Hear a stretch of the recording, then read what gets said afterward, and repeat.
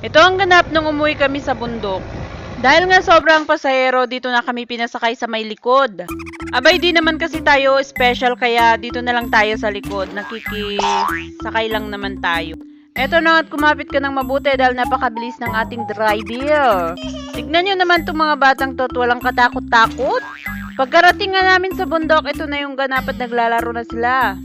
Itong pamangkin ko, nagdaan na ata ang 30 minutes, hindi pa niya na-shoot. At sa wakas nga ay na-shoot pero lumabas, pero okay na yan. Ito namang isang batang maliit na to, gusto pa yatang magtambor-tambor. Pagkatapos niyan, pinasayaw naman ng mga senior citizens at napakabilis lang nilang nagsayaw. Sobrang nag-enjoy nga kami sa mga gantong ganap dito sa bundok. Kaya fast forward, pupunta na nga kami ulit sa kung meron ulit wat-wat, ganun. At makikipaglaro na nga di. Abay, sayang naman kasi pag walang kakain dun, no? O, flex ko din lang yung bukong na braid. Ako lang nag-braid niya. At nakarating na kami pagkatapos ng misa ay naglaruan na sila. Una nga itong pinalaro nila na going to the market at yung mga pinalaro nila ay mga lalaki. Para daw alam ng mga lalaki ano katagal at kahirap manamit ang isang babae. Kasama pa yung mga anak dyan, ha? Pero hindi na sinama yung mga anak kasi baka gumabi na, hindi pa sila tapos. Tignan nyo naman ang sexy talaga nila. Feel na feel nga ng mga iba dyan, kaya for the go. Napakagandang banding nga ng isang purok ang mga ganitong okasyon. Ang nakakatawa pa dito ay double lining yung kanilang skirt.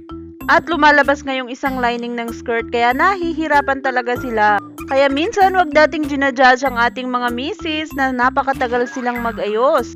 Mag-lipstick, mag-polvo, mag-skirt at saka mag-bag nga lang yung ginagawa nila dyan. Pero napakatagal talaga nila. 2 groups nga yung mga yan at 5 members.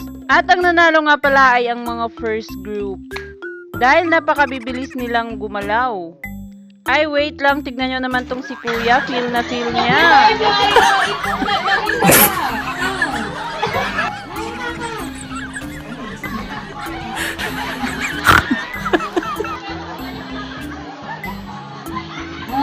Eto nga pala yung sumunod na pinalaro nila, ang ipit-ipit dan. Kasi naman yung 5 ipit, inipit sa kanilang mga damit at magsayaw-sayaw sila hanggang matanggal yung ipit na inipit sa kanila. Ganun. Mga senior nga yung pinasayaw nila kaya for the challenge naman silang sumayaw. Yung mga malikot ngang sumayaw at magalaw, yan yung mga natanggal yung mga ipit sa kanilang damit. Para nga walang lugi, pinremyon silang lahat at ang susunod naman ay itong ipit plato with duck walk. Mga lalaki naman ang pinalaro dito. Adult boys versus young people boys. Napakabilis nga nitong mga young people pero nung bandang last na ay nagkahulog naman ang kanilang plato.